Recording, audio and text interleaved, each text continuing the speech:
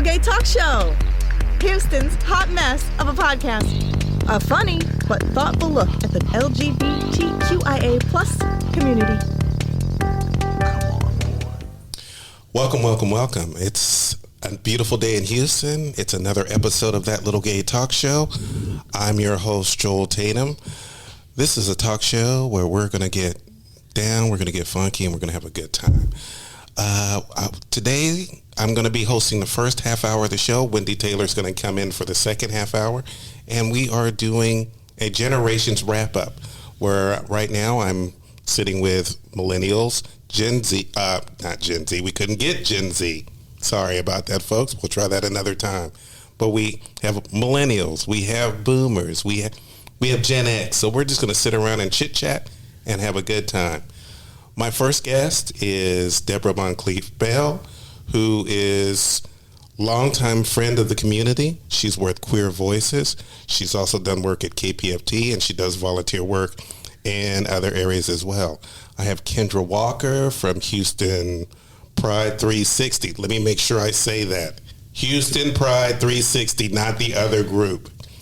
It's 365. 365. Oh, I'm so sorry. No, we're not starting all over. I actually got through there. You cut some days. Yes, I cut like 5 days off. But when you get to know Kendra, you'll know why. And our producer, who has not been behind the mic in quite some time. Yeah. And I'm so glad that they are here. I have Phoenix with me today. Say hello, Phoenix. Hello, everyone. Phoenix, where you been? Portland. And how was Portland?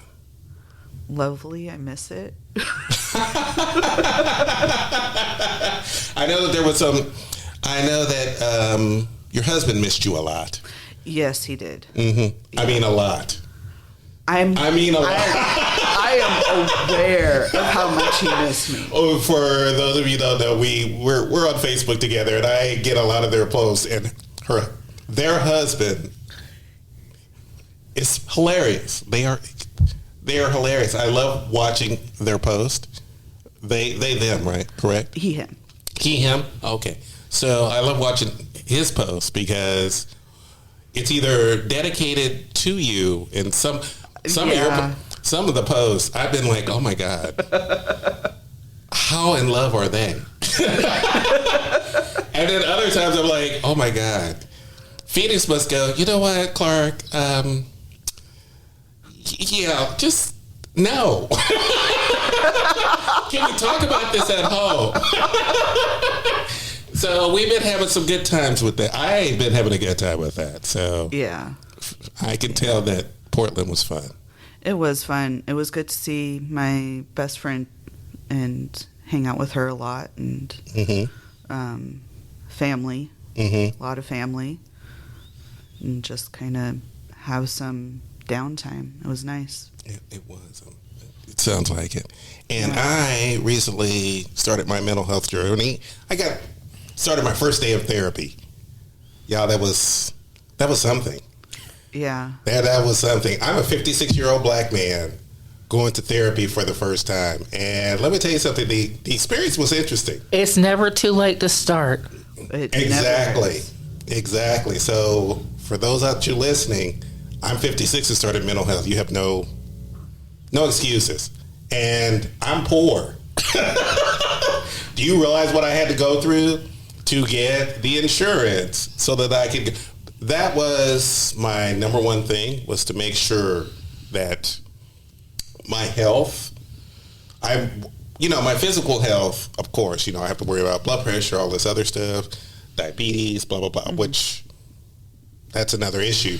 But mental health is something that no one seems to focus on too much. We worry more about our physical health than we worry about our mental health. And I thought I'd start my journey on this. I'm not going to get too involved in it because I'm going to keep it a personal journey. But for the most part, I just wanted to let everybody know, if I fuck up, you know what's happening. I'm in therapy. I'll fix it. Just let me know. I will fix it. One of the things that I'm involved with is the Walk for Mental Health Awareness. Mm-hmm. And what we try to inform people about is just like alcoholism, you have to admit that you have a problem and that it is something that is greater than what you can deal with, that you have to then take a step to be in recovery. And the same thing with mental health. You have to make it a priority, but you also have to not let it be all consuming. Yes. Yes, because I think one of my biggest worries is, I feel like that a lot of people use it as it becomes their entire personality. So I think therapy becomes a lot of people's entire personality. That's all they talk about. And I know this from the days when I used to go to the gym, when the gym used to be mine. I used to be that guy. I used to be the guy who talked about gym stuff, health, nutrition, all this other stuff. 24 hours a day, 7 days a week. To anybody that would listen, they drove my friends up the wall for years. And I realized that, wait a minute, I have other stuff going on. Is this who I'm going to be? Well, I'm really glad that you've taken your first steps on that journey. But we're going to get into some fun. I just wanted we haven't done a producer's episode in quite some time, so I'm throwing in some little stuff to catch people up with, let them know what's going on with the group and everything else. But I'm definitely surrounded by 3 amazing people who have done work in Houston for years. Super smart, super intelligent, super attractive. Attractive. Yes. Of course. But I look great on the radio. I'm surrounded by positivity, and I think that's exactly what that's what I'm aspiring to be. So you guys are kind of like my role models here. You folks. Oh wow, role models. That's a big responsibility. Yeah, you folks are my role models because I'm looking. Yeah, I mean, I look at your accomplishments and I think, wow. Take me out the group chat. Why do you want to be out of the group chat, Kendra? I'm joking. I'm joshing. I mean, your accomplishments alone are like 5 pages long. So, it's a lot to look. It's a lot to look up to. But it's also, you have to pat yourself on the back. I know. I hate talking about myself. I usually, when I do these things, I usually talk about my team. Because I've just always been a person who likes to do the work. And that's where I flourish. Like, give me a problem, I can solve it. I'm like head down in the weeds. And yeah, And I think it's your confidence more than anything else that attracted me to you, because you were one of the most confident people I've ever met. And she shakes her head. But she's got a good head on her shoulders. She has a fantastic head on her shoulders. You know what? I attribute that to my father. I will say that my father, my grandfather, even my great-grandfather, which I had the pleasure of having in my life until I was 13, I come from a family that has very strong moral values. There's nothing in life you can't handle because your last name is a Walker. And if you're a Walker, you're somebody. You walk in a room and you command respect and you have confidence within yourself that you can get done. And you are enough. And I've been told that since, oh my God, since my earliest memories. So I think that's why it's very important if parents, single parents, married couples, if you're listening, kids, remember, speak life into them time they come out the womb, and trust me, life won't beat them down so much. Not just what they're told, but what they see, what they observe. Very important. And let's get into the topic. There's 3 different generations here. Let's get into the topic of family for a little bit. Let's talk about family experiences and that kind of thing. I know we talked a little bit more about it on other episodes, but I feel like that, like with Kendra's story, from how she's grown up, with you and how you've grown up as well, I really don't have a lot going on with Phoenix. you want to give us a little bit of family history? Phoenix was raised by wolves. No, And rose from the ashes. that's right. With magnificent fiery wings. So I lived with my mom. So my parents divorced when I was pretty young. Mm-hmm. And spent a lot of time with my dad. Mm-hmm. Like, he was definitely there a lot. Picking me up from school when I was sick and stuff like that. Mm-hmm. Grew up in Portland. Just, running around on the streets. Mm-hmm. How is Biking. Texas compared to Portland?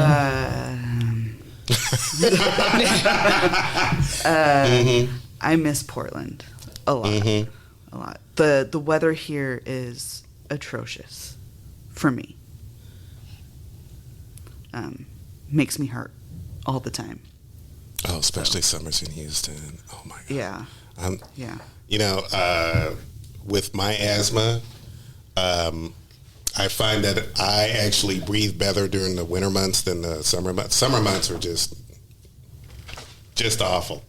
Just awful, especially for my asthma. So I know that it can get pretty rough. But let's talk about the climate. And I'm not talking about the climate per se. Weather-wise.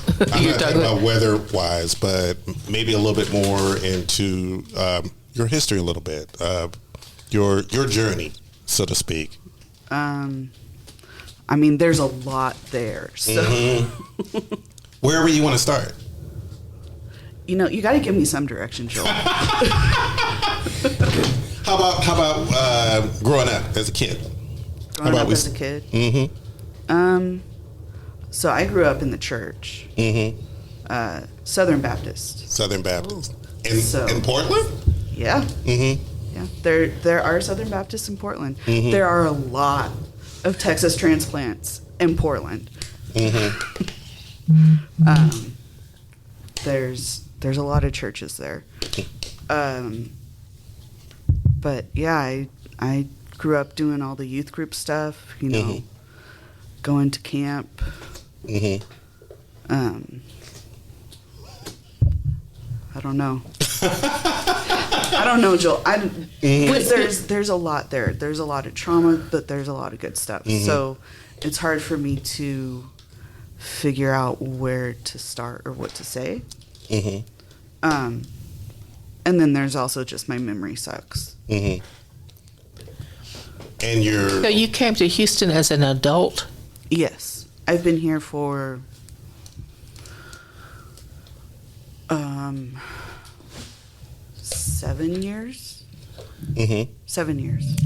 Do you find Houston to be more accepting or less accepting than Portland? I would think you would find more acceptance, or how can I say, people are more open to different perspectives in Portland than in Houston. It really depends on the area. And actually, Portland has become more white than I remember.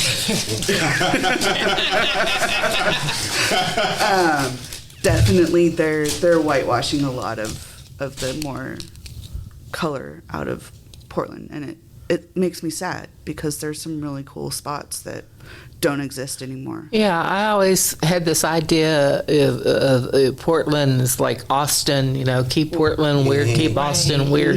Open-minded. Yeah, Yeah. but I know people, and it's a mixed bag. It's And very of mixed. course, I love that show, Portlandia. That was one of the yeah. best shows. And so, yeah, the idea of Portland as being maybe a little more where we would be more comfortable is not necessarily true, is what you're saying. Right. So for queer people who are white, it's great. Huh?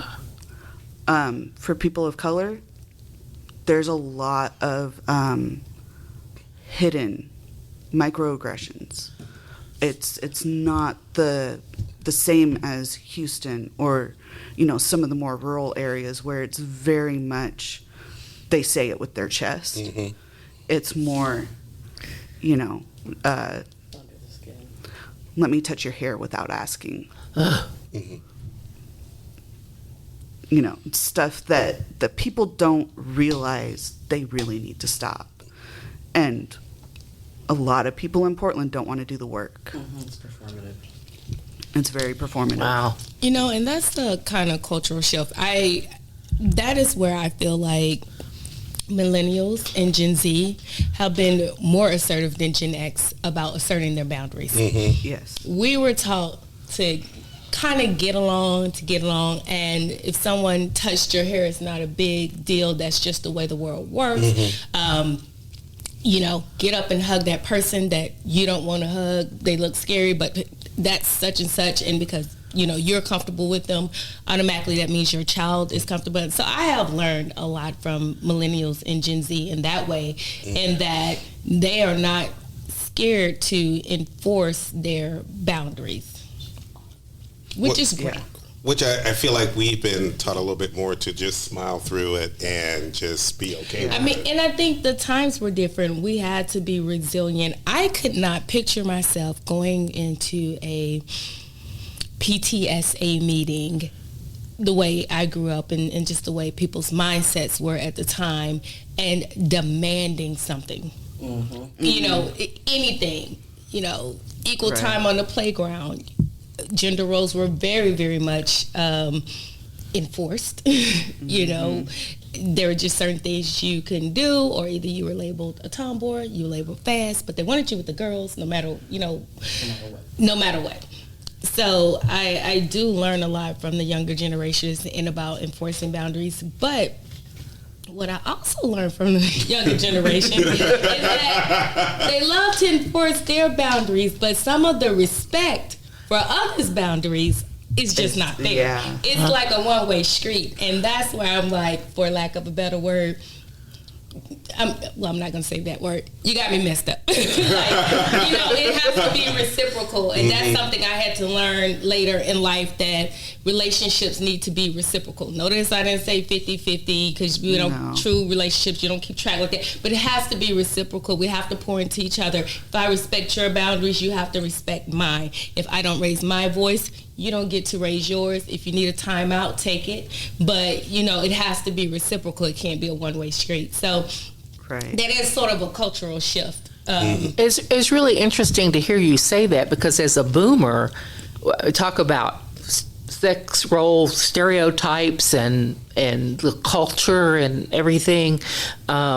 It was like when I was in elementary school, you could wear pants under your dress if it was a cold day. I grew up in Lubbock, Texas. So we did have cold days and snow days. In high school, I went to school in full makeup and a girdle and hose. So it wasn't, and I graduated in '68. So it wasn't until after that girls started being able to wear slacks to school. And what? Thank you, Katharine Hepburn. Yes. Thank you, Katharine Hepburn. Those trousers. She always had. Now, see, that's the body I'd like to have. A body like hers, that I could wear those kind of clothes. But that's not. I'm voluptuous, so that's not what I get to do. But in the South, we call that fat fine. Fat fine. Fat fine. Yeah, well, fine. I like with just the, to with say. the pH. Okay. With the pH. Okay. Pretty hot and tempting. Yeah. A voluptuous goddess. That's what I always say. So yeah, and us even realizing that we had a right to have boundaries. And in a lot of ways, I'm very fortunate because I had a very kind of, my parents came from the deep South, but we were a working class family. I thought of us as poor. And it wasn't till later that I realized we were actually a working class family. But I was exposed to a lot of things. I was very fortunate with people that I encountered, teachers that I had, and I kind of don't quite know how I went on the journey I went on to become the person I am now, having been so involved in the queer community, having become a mental health advocate, at the age of 74, still, I didn't come out until I was 33, so that's, in a way, some of you have had as much experience as I've had, or more. I'm sure Joel's had more. And I know Joel's Wendy. had a lot. Yeah. Joel's had a lot. Yeah. I'm not gonna lie. He's lived a great life. Yeah. And then we, of course, know about the wonderful diva Wendy, or just Wendy, as we like to refer to her. Wendy is still living a great life. That's right. So it is seeing this contrast and talk about learn from this younger generation. I feel so fortunate that I do know younger people, and that younger people are willing to spend time with me, or want to spend time with me. I shouldn't just say willing, but lovely friendships that I have formed, and that increases my base of knowledge for how to navigate the world, how to celebrate our community, and to be an advocate for queer folks everywhere. Well, I'm from the Deep South as well, so Daddy's a preacher. I'm a PK. I'm from Jackson, Mississippi. One of the things about the Deep South is Bible Belt. So you're expected to come to all these norms, to really step outside that. I don't think a lot of people realize that when you grow up in the church, when you are a preacher's daughter, when you get ready to step into your truth, you have it like 10 times as hard.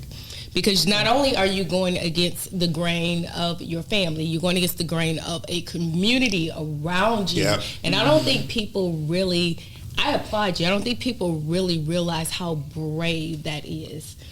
Yeah. But I would not want to be raised anywhere else. I love my Deep South roots, and I do keep a millennial and a Gen Z around me, but I also come with Patron and Strippers. So it makes it worth their while. It makes it worth their while. They love Auntie K. And, weirdly enough, as a Gen X'er, I always thought it was, I'm not going to say it's weird or strange, but I always thought it was kind of neat that young people want to talk to me.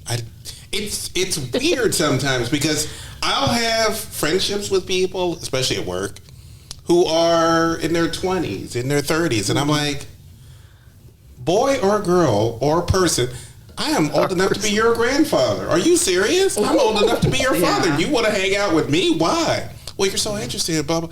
It's because they're just as interesting to me as they love their hobbies. Gen X, we had hobbies at one time. I feel like we had hobbies at one time. And we still do, but right now, life is lifing. And when life starts lifing, those hobbies are like, I do have a question for you. What's the largest age gap that you've had in your dating range? Mine was 16 years. I've dated one that was 16 years older, and I guess the lowest I went younger is 12 years. So I think 35. 35 years in between you? I was do tell. How did that work out? I was 24 and he was 68. Fantastic shape, funny guy, well-traveled. We just had a great time together. We had a great time. We had a great time together intellectually. He was super funny. And I kind of grew up a little weird, but I grew up loving old 30s and 40s Hollywood movies. So I knew the language and the dialogue. I grew up around a lot of white people. So I could easily I could go in and out. I've never been in a situation. I've been in situations where I've been the only black person in a sea of white people, but I've never been uncomfortable. I was never uncomfortable. Even when the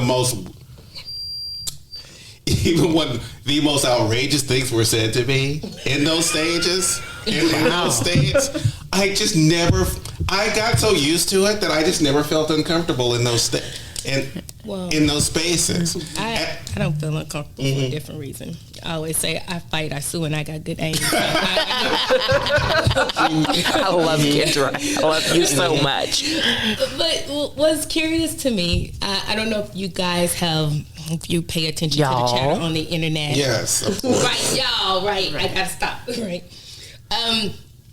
Grooming. Mm-hmm. Now, if a 50-something-year-old dates a 22-year-old, they say they're grooming them. Mm-hmm. And I was always raised, and I think this is a generational shift from me, that once you were over 21, we didn't care if you dated a 70-year-old. Mm-hmm. But now I am looking at all this chatter, and it's mostly from millennials and Gen Z. And Gen X and boomers, we're just not in the uproar. Mm-hmm. And they're like, oh, you're co-signing this grooming. Y'all must love pedophiles. And I'm thinking to myself, it's definitely a generation, it's definitely a culture shift, because I'm sorry, we were taught once we were an adult, you are able to do adult things. If I can pay taxes, fight for my country, die for my country, I can't make the decision to date a 50-year-old. Make it make sense to me. I mean, I grew up listening to my dad and his friends talking about 18-year-old girls. And it was, to me, it was just a conversation because of the way that we were, I love your take. We were raised. That's the way that so now I'm not saying that this is all Gen X. This is in my social circle. This is the people that I know. But I would listen to grown adult men, 30, 40, sometimes 50-year-olds old, talk about 18-year-old women, and nobody batted an eye.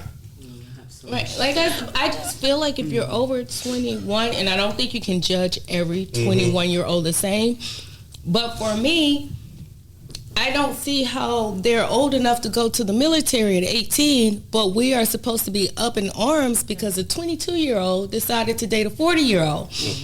I think it's grooming when it is someone under the age of consent. Yes. Right. And if that's what they're wanted. But yeah, my former husband was 12 years older than me. And probably there was the youngest woman that I've been with was 12 years younger.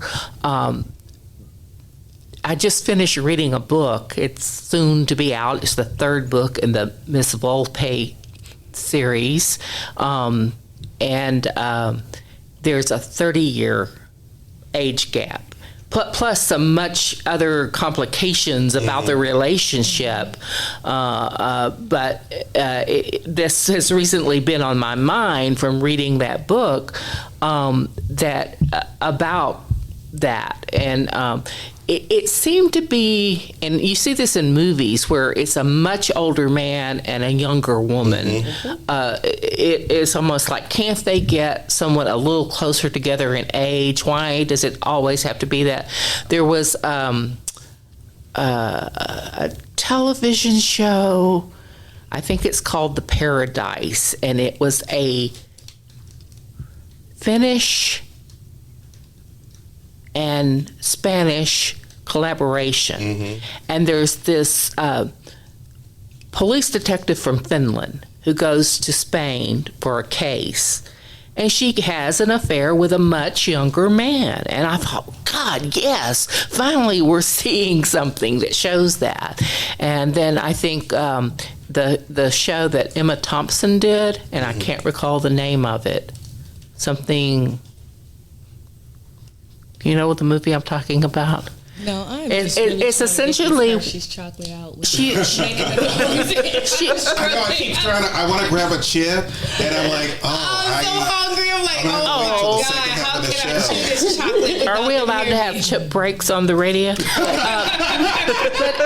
But it's where she essentially hires this younger man to be sexual with her so that she can learn. And it's a really lovely movie. And Emma Thompson has great legs. Go, Deb. Yeah. But that is an interesting thing. And also for me, while my family was Christians, I didn't really have the church that much as an influence in my life, and even though I had gone to church and did Sunday school and all that a bit in the Methodist church, so it was kind of mild compared to what some people go through. I wasn't as traumatized by it, and by the time I was 16, I decided that I just don't believe in a deity. And you know what? I do fine. Because my morality is not based in that. It's based on kindness only. Which ultimately, I can say I'm a Christian because I believe in the teachings of Jesus. Whether he was Christ or not, that's a different subject. But well, I was in church 7 days a week. So I think that's why I don't go now, because I tell everybody I have vacation time built up. Yes, yes, exactly. For 18 years, skipping a Sunday here or there is not going to hurt me. Not one bit. There's only so many times Noah can build the ark. I got it. After so many times, now I didn't start going to Southern churches until stepmother number 3, which is by the time we moved to Texas. So I had never been to a Southern church. In fact, I had never been to a church. Where had you been before you? I grew up in Washington D.C., but I didn't realize that. But we traveled all over the United States because my dad was a traveling salesman at the time. So we were all over the United States.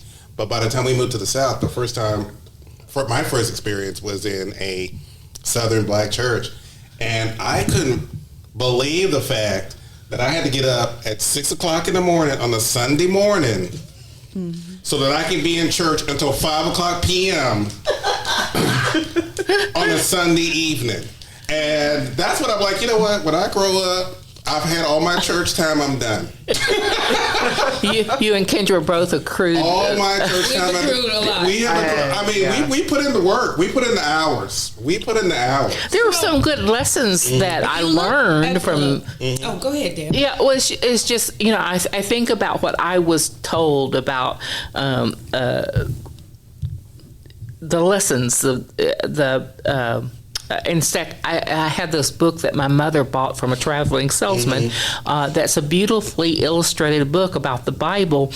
But my concept of Jesus and living life the way Jesus taught, I think was a really good influence. But not all that churchifying. That would have done my head. I have trouble now going to memorial services and funerals because they'll be talking and they're preaching, they're summarizing. They're not necessarily talking about the person who has passed. And so I tend not to go to a lot of those kind of things. What's so funny is where therapy and religion actually conflict. And the only reason I'm talking about this is because you talked about your therapy journey earlier. Go Christianity, forgive somebody 70 times 7. Therapy will tell you you're being an enabler if you let someone abuse you 490 times before you cut them off. You understand? I do believe, and I think, as with anything else, even in Christianity, you have to take what you need and leave the rest, because there is a lot of good there, but there's a lot of things that keep people in bondage. Yes. And we have to unlearn that. Unconditional love is for your children. That is not for these, help me, I was about to say these hoes in the street. No, but unconditional love is for your kids. You do not let your circle, your tribe, people around you take advantage of you.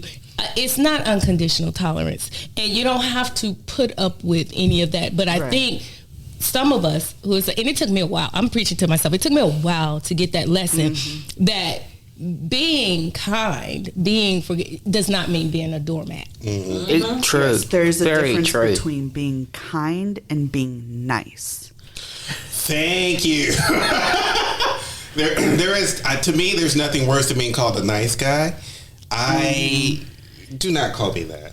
I mean, I've heard there's such a negative connotation to being called a nice guy, especially now that I'm hearing women talk about what a nice guy is, that calling me that is an insult to me. It's worse than being called creepy. Essentially, it seems like it's saying You're a pushover. well, that he's a nice guy means he's not an abuser. And so the standard of at least he's a nice guy, but I have heard men say that they're offended by that. Yes. And for good reason, because there are a lot of good men out there. And we have to think about their conditioning. I'm the mother of sons, so I have to think about the things that they have faced.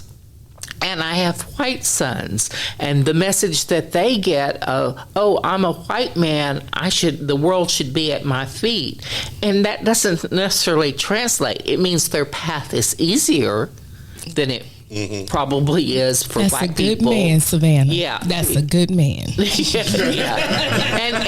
And they are good men, and I'm very glad of that.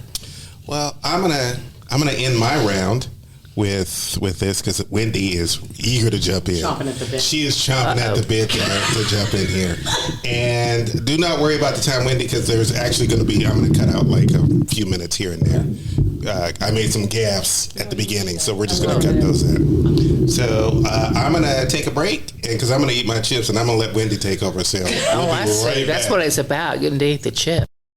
All right, welcome back. This is the second half of our show today on That Little Gay Talk Show. I am Wendy Taylor. I have murdered Joel and put him in the trunk of my car, so he will not be coming back for the rest of this episode until I take him home and do some experiments. Then he will be back next week with a better personality. You can do that? I'm just kidding. He's sitting right across from me. You guys. All right, so we are back, and this is our wrap-up about our generational episodes that we've been doing between the boomers, Generation X, and millennials.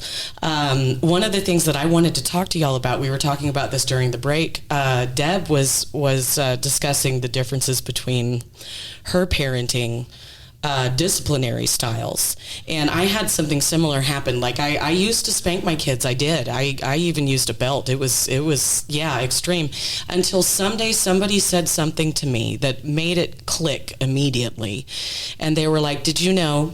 And this was the only statement they said. "Did you know that children are the only people in our country that you're legally allowed to hit?"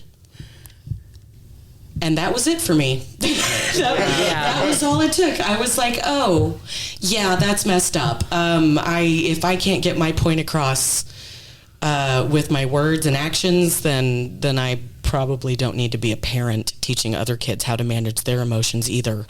So, and you know what, to be honest, when it came to my children, I know everybody's kid is different, and I was a difficult child. And I definitely needed a lot more discipline. But my kids, man, the worst I ever made them feel was when I took their video games away. Holy cow, it was like murdering their firstborn. I have never gotten that much spit and vitriol from my children. That was the first time, because you know, every child growing up, at some point, someday, you're going to hear from your child, "I hate you." Yes. You're going to hear it. It's going to come out in a fit of rage over something ridiculous, but you're going to hear it. And that's when I heard it from every single one of my kids, was when I took their video games. Yeah. Like, I never heard the "I hate you." No. I've heard "I'm sick of this," but you got to understand, with my upbringing, we're not allowed. Oh, you get popped in the mouth for it. Oh, no. You get popped in the mouth. Yeah. You're going to get put under the floor. Totally different. I was raised, and I'm very transparent. I was raised in that kind of household. No, you're not going to get popped in the mouth. You're going to get put under the floor. Yeah. And so when I say being judicious with your words, being cautious with your words. It was necessary for survival, because sometimes you consider, and that's what millennials, Gen X, consider yourselves lucky that, for the most part, a lot of us Gen X'ers have went to therapy. Mm-hmm. So when we came to raise millennials and Gen X, I did teach my child, to kind of, express yourself within limits, because I'm still, I'm still about it. I'm still from that background. Express yourself within limits. And I actually went to parenting classes when my child was 6, because I felt that the way that I was raising them, they just weren't happy. They weren't happy. I wasn't happy. Punishing them to make me feel good. And I was like, that's when I told, and my dad said the most profound thing that I didn't think he was going to say. He said, I raised my household the way I raised my household. You have to figure out how to do your household. Right. And that's when I went to therapy. I took parenting classes, and I sent my child to therapy as well, to a behavioral camp. And when I tell you, our relationship blossomed. It was like a turn. So it is possible to unlearn some of that generational, but that was the most freeing thing that my father ever said to me. It's like, look, I raised my household the way I raised it. You're a parent. That's your house. You have to learn. You have to do what's best for your child. Yes. Right. And there's definitely a lot of things that I took from what my parents did to raise me and put it towards my children. But there were also things that I did very differently. Now, I'm going to say this, but I'm going to have to follow up with it when I say it, is I never felt like I could talk to my parents. Okay. Now, as I've gotten older, I realized that was on me, not on them, because they were there. They were there to talk to, and they would have listened to me if I had had the guts to go and actually talk to them. But I didn't feel like they were a safe place for me to talk to most of my childhood growing up. And it's unfortunate, because they were a safe place. They were always supportive. They were always kind and generous, and tried to guide me in the right direction and love me and show me that they love me. I didn't understand as a child why I didn't get any praise, even though I was getting straight A's, and I was like on the basketball team, and I went to All-State for softball, and I was in all of the advanced dance classes, and I was performing on stages all over the place, and I couldn't get why they didn't just want to tell me I did a good job. But the thing is that I learned that wasn't their love language. It was mine. And the way that they showed me they loved. So the thing was about my parents was that they didn't often say that they loved me, but I always knew that they did, because they showed me in the way that they were always there. They showed up to every game. They never missed a game, dance recital, practice, performance, gig. They still come to my gigs if it's in a reasonable hour. Like, they're in their 70s, So, it just, I wish that I had known as a kid that they were a safe place, because I think that our relationship would have been very different. However, now as an adult, and when I became a parent, we went from having a combative relationship to having a very good friendship. And it is honestly because of the grace that they had, willing to keep that door open to me. And that's something that I'm definitely taking. But one of the big things that I wanted to do differently with my children was I wanted them to know that they could come talk to me. We had this thing called a safety bubble. If you were inside this bubble, you were allowed to say anything, and it wouldn't leave the bubble, and you couldn't be punished for it. We would discuss whatever it was. They could cuss. They could do whatever they needed to do to get out whatever they needed to get out, as long as they understood that it had to be inside the bubble only, and that was the only appropriate time. So I tried to instill that so that they understood they're allowed to have these emotions, they're allowed to have all of these things, but what they're not allowed to do is do it at an inappropriate place and time, and try to teach them a little self-control, so that they still got to have their moment and be heard and understood, but also know that you can't just go buck wild at dinner. I was physically disciplined several times in my younger years. And then as an adult, when I realized that I did not want to be someone who hit children, but sometimes the things that I did as an alternative, I mean, I would have rages. And so I really had to work, and I tried to convey to my children that they could come to me with anything. I later learned out that there were things that they didn't come to me with that I wished that they had. But even now, someone will post something on Facebook about, back in my day, we got whipped, or we got, Papa would pull a switch off the tree, and I turned out okay. And I think, no, you turned out as someone who thinks it's okay to hit children. Correct. And then also that this message, there's a difference between discipline and punishment. Correct. And very much there's a lot of people in a punishment mode.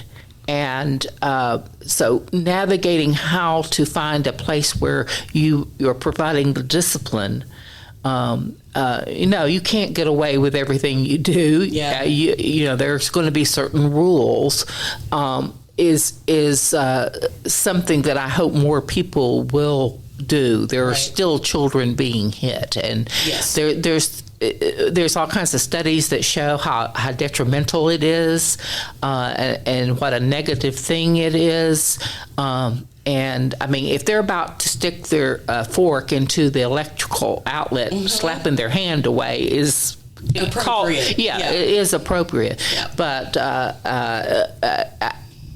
you look at, I think about the tools that my parents had, and they did the best they could, all things considered. Yeah. And I was telling someone, I said, there comes a time when you forgive your parents. If you grow up, you forgive your parents. And then there comes a time when you have to forgive yourself. Yes. Yes, that's the hardest part. Yes. Oh my gosh. I'm still it is working hard. on it at the age of 74. Oh man, that is hard to do. I'm curious of one thing. What are some things that you think are so antiquated about the generations before you and the way that we think? Yeah, Phoenix. It's okay. We won't. Because I know it has to be some. Because I definitely have one. I look at some of the young people and I be like, I definitely have one. Because Phoenix and I are about the same age, and Phoenix is a little bit younger, What? and you can tell by looking at them. But one of the biggest ones that I have is that children are supposed to be seen and not heard. That's so antiquated. Like, quit treating children like they're an appendage or an accessory or something. Yes. They're complete people. From the time they're born, they're complete. They may not be finished growing, but they are a complete person. No, I think the children should be seen and not heard actually came from us having children in places they should not have been, and we did not want them to speak Disrupt. or repeat it. Yes. So I can remember being with my uncles before, Daddy was preacher anyway, and just seeing them smoking, drinking, and talking all kind of stuff. And you want to snicker. Yeah. What you laughing about? Get out of here. Or being around grown women, gossiping about grown women things.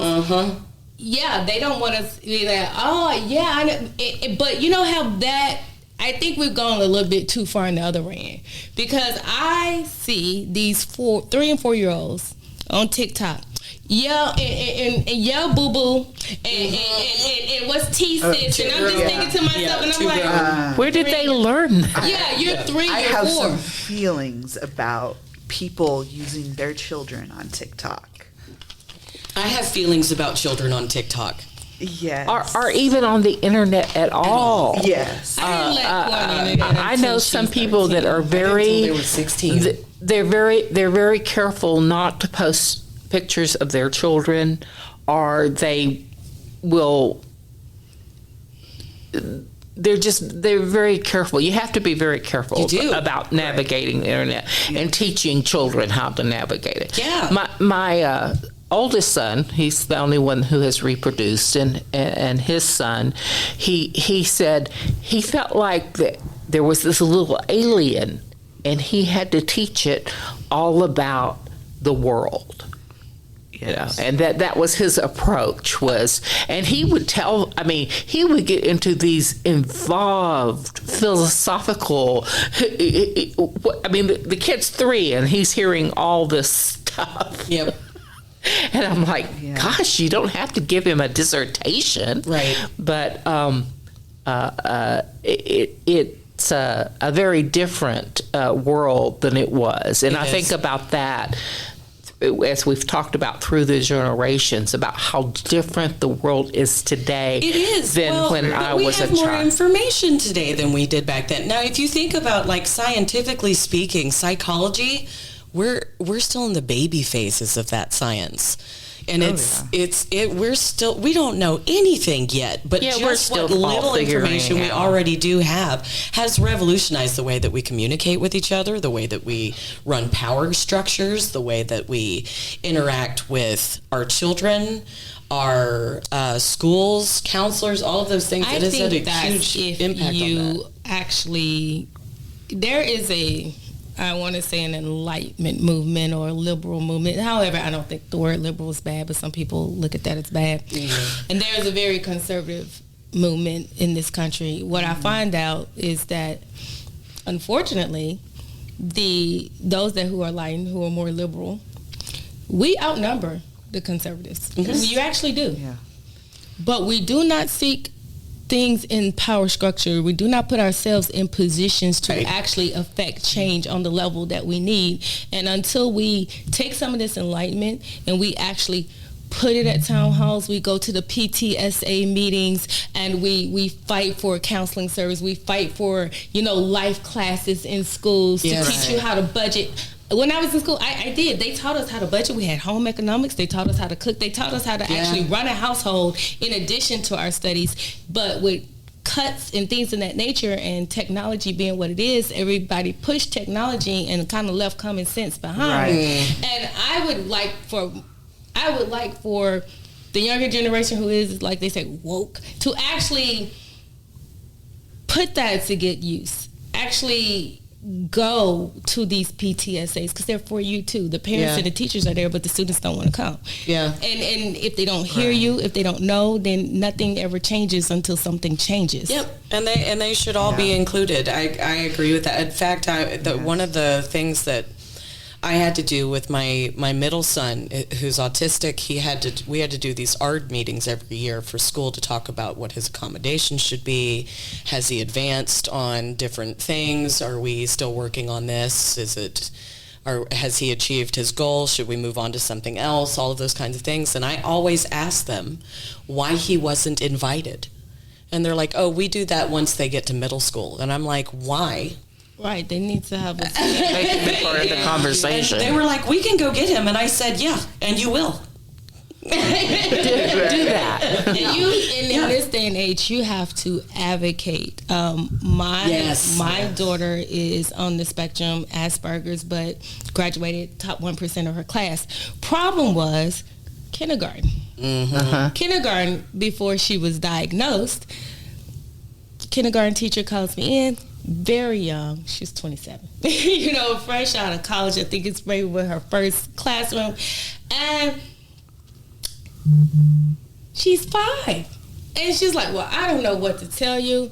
She'll probably be in special class. I said, she's 5. 5. I mean, you're coloring giraffes. Like, you mean to tell me that you have and that's when I switched classes, and I actually put Tim in a class with, I hate to say it, an older African-American lady. She was like, I got 3 grandkids. She's going to be just fine. Mm-hmm. And together, we figured it out. And I feel like that's where the wisdom comes in. But because I hate to say it, they keep cutting teachers' pay. They keep lowering the requirements. Right now in HISD, you don't even have to be certified.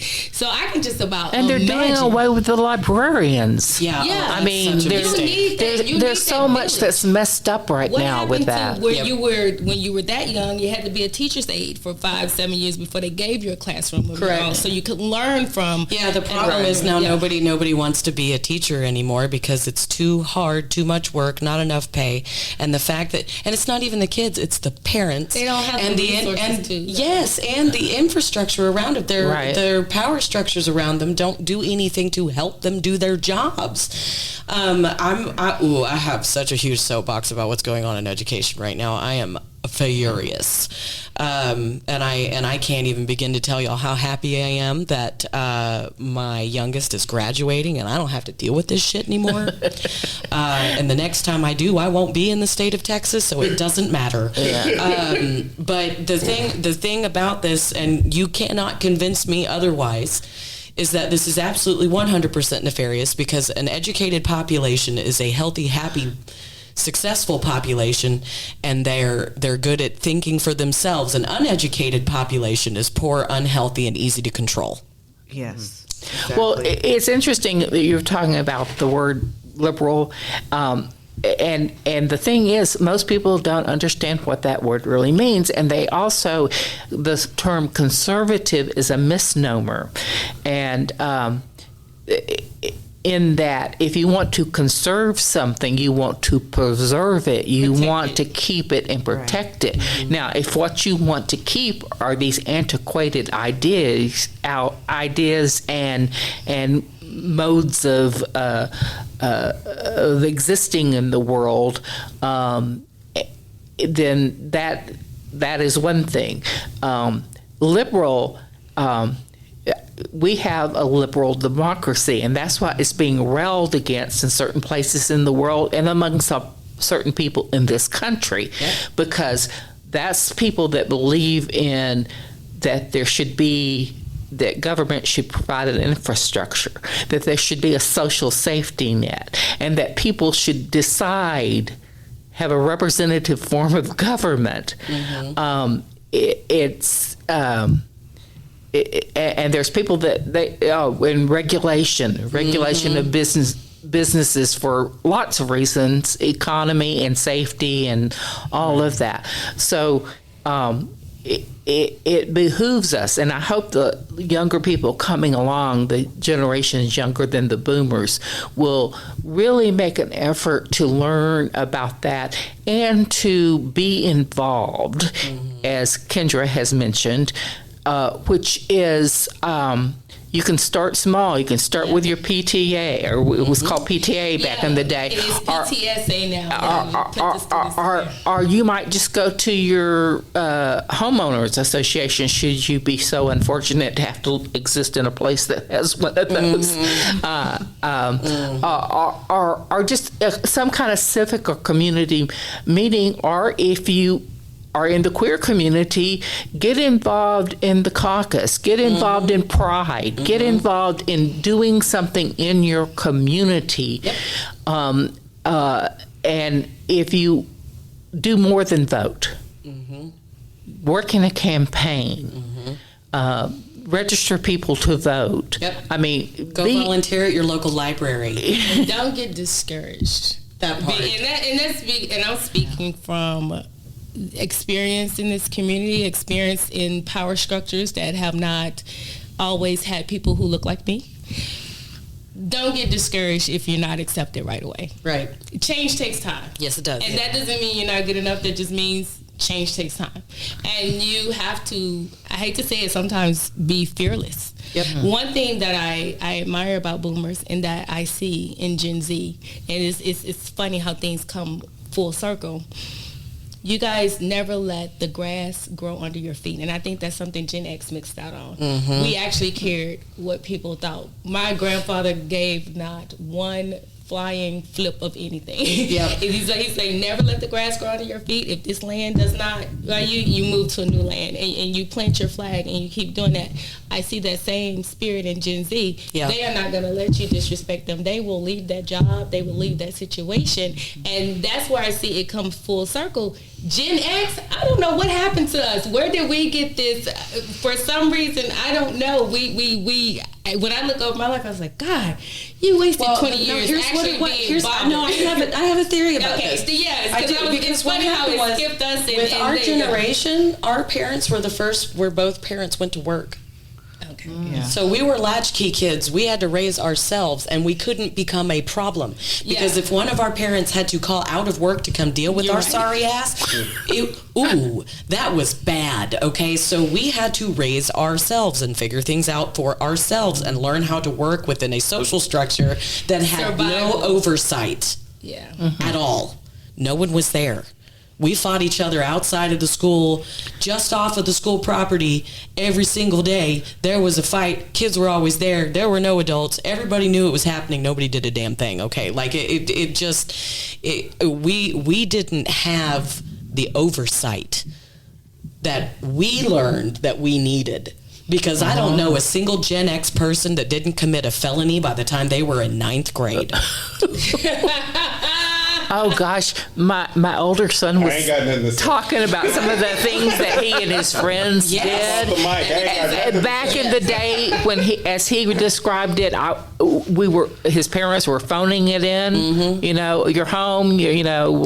Check in on them before you get off work. You know, make sure they got home and that they're okay, that they're still breathing, I'm like, I'm so glad I didn't know that. Well, because boomers, you had at least my home. Gen Z, I mean, my son had a nanny, so there was also. I say Gen X is the best generation of untold stories. Yes, we have done things you cannot believe. That's why I feel kind of hypocritical. There's no statute of limitations. I feel kind of hypocritical sometimes when I'm preaching my parents' morality code to millennials and Gen Z. Y'all need to knowing good and well. Back in the day, there's no record of it. It's not a picture, not a videotape. We didn't write nothing down. If we couldn't say it on the phone or to your face, we're not doing any of that. I'm gonna end this session on something that I have found to be one of the funniest changes throughout generations. Okay. And this is just for me, so the rest of y'all, you're welcome. What the funniest thing for me is that when you were trying to smoke weed in middle school, you would walk 2 miles through the woods into behind like a tree, and y'all would make a bong out of an apple or a Coke can, and you would smoke some weed, and the whole time you were like, is anybody coming? You're 2 miles in the woods. Nobody's fucking coming. But nowadays, we went from that to, let me just hit this weed pin in Target real quick. Let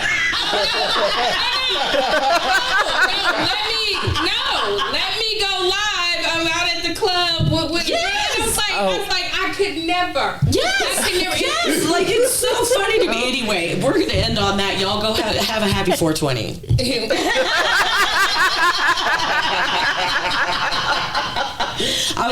Isn't it interesting, because I'm a boomer and I was a stoner, and from what I'm hearing from the other folks of the following generations, we're all a little bit stoners.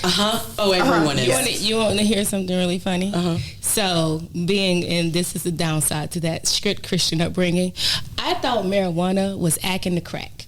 Oh, yes. Until my best friend, who had been my best friend since 4th grade, once we got in college, and I found out she smoked weed, I was like, oh my God, you're gonna die.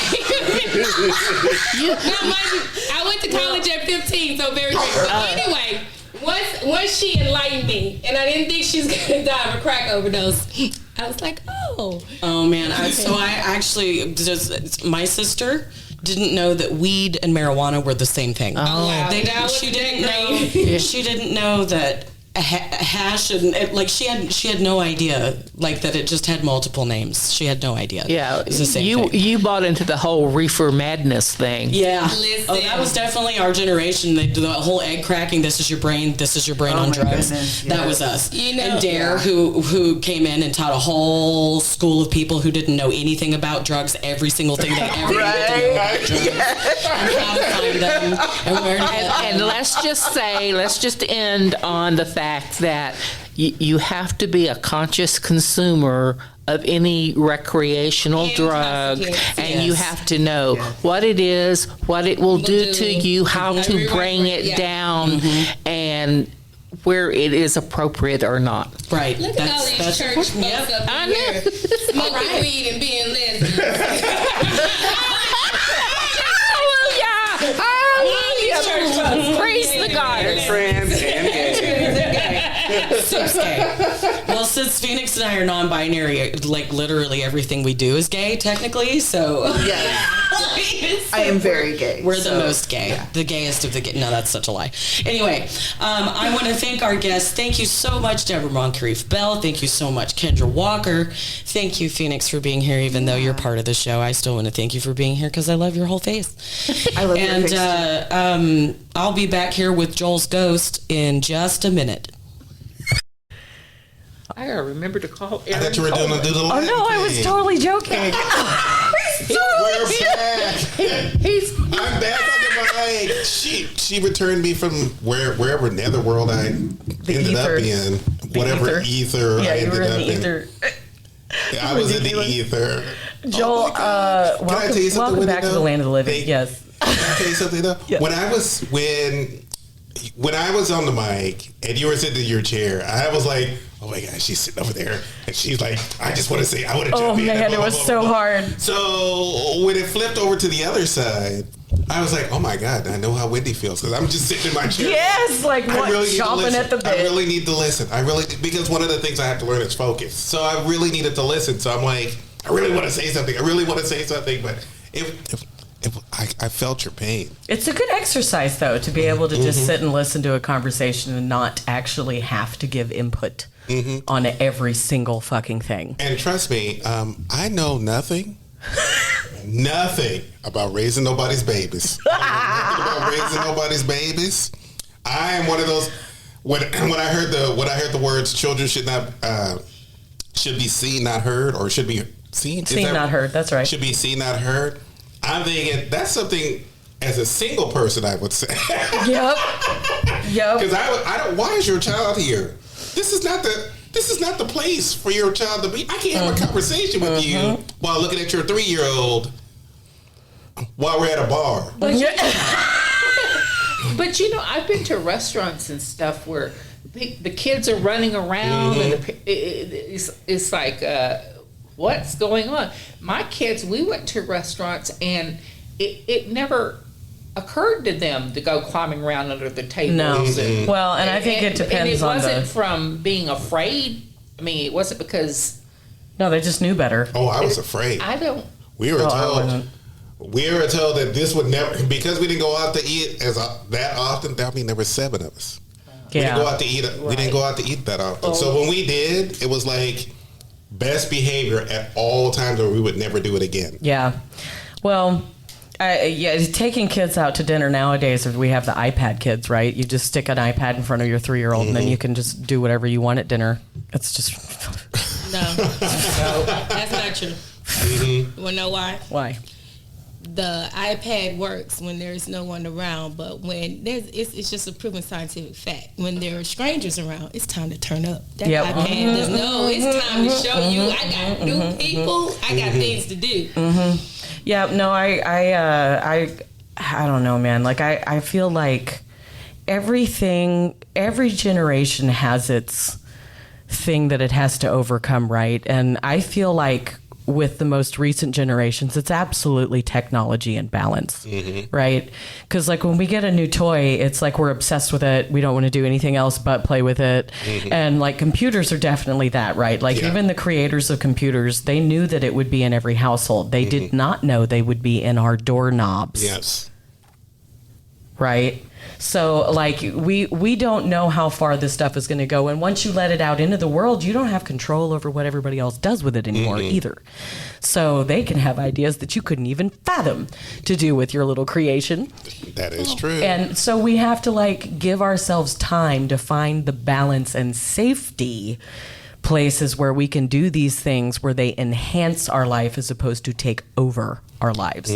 I think they'll find it. I mean, think about the industrial generation. They said the same thing. And that's absolutely right. Yeah, and you know, like for me with my kids, one of the things that I had to do with them was limit screen time. So they were required to do X amount of things around the house, and as long as they did what they were supposed to in school, did their homework, did their one chore a day that was on the chore wheel or whatever, they got to have their hour of video games every day, whenever they wanted it, while they were not at school, as long as they got their work done. Exactly. And as a latchkey kid, I mean, what did you do when you got home? You got home, you made yourself something to eat, and the first thing you did was turn on the TV. Oh, God, I didn't. No, I had to do the homework or I would get put under the floor. The TV, in my house, the TV was turned on as soon as we got in the house because it's a little weird. It was a little weird in my house. They needed to hear, when they would call, they needed to hear that the TV was on in the background. I don't know why my parents needed to hear that. Make sure you went at somebody else's. Well, yeah, they needed to hear that. I think I mentioned before that the TV and I came into the household around the same time. Yeah. And I don't remember it ever being off except when we all went to bed. So, and I never watched it. For me, when I was growing up, the moment I got off the school bus, my friends and I had already decided whose house we were going to. And what game we were going to play. Think about your great-grandparents that called the TV the idiot box. I wonder what they would think about us up here like this. Yeah. With our own individual idiot boxes in our pockets. I think that about the devices. No, it's true. It's true. It's definitely true. So I guess. And then now what are your start talking to our watches? What are your I want one of those. basic summations from this series that we did? What was the biggest thing that sticks out to you? Like your final word? I think what sticks out to me is something that you said earlier. It's what did the British say? Roundabouts, and it's there's some term that the British say. It's roundabouts and something or other. And having watching boomers and Gen Z, you are right. They are so much alike. And I'm remembering our Generation X episode, which was so. Why are we so angry? We're just angry. We're just angry.